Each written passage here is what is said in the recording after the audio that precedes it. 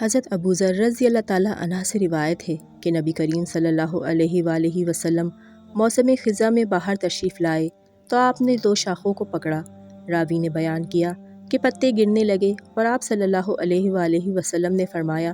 اے ابو ذر، میں نے عرض کیا، اللہ کے رسول حاضر ہوں۔ آپ نے فرمایا، بے شک مسلمان بندہ اللہ کی رضا کے لیے نماز پڑھتا ہے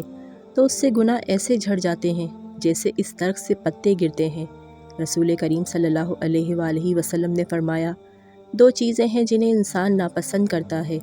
وہ موت کو ناپسند کرتا ہے، حالانکہ موت مومن کے لیے فتنے سے بہتر ہے، اور وہ مال کی کمی کو ناپسند کرتا ہے، حالانکہ مال کی کمی حساب کو کم کر دے گی۔ رسول کریم صلی اللہ علیہ وآلہ وسلم نے فرمایا،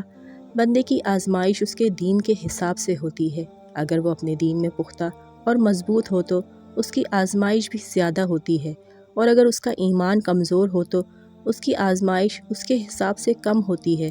بندے پر مسلسل آزمائشیں آتی رہتی ہیں، حتیٰ کہ وہ اسے ایسا پاک کر دیتی ہیں کہ وہ زمین پر چل پھر رہا ہوتا ہے اور اس کے ذمے کوئی گناہ نہیں ہوتا۔ حضرت ابو ہریرہ رضی اللہ عنہ بیان کرتے ہیں کہ رسول اللہ صلی اللہ علیہ وآلہ وسلم نے فرمایا، جس شخص سے علم کی کوئی بات پوچھی گئی جسے وہ جانتا ہو، پھر وہ اسے چھپائے تو روز قیامت اسے آگ کی لگام ڈالی جائے گی۔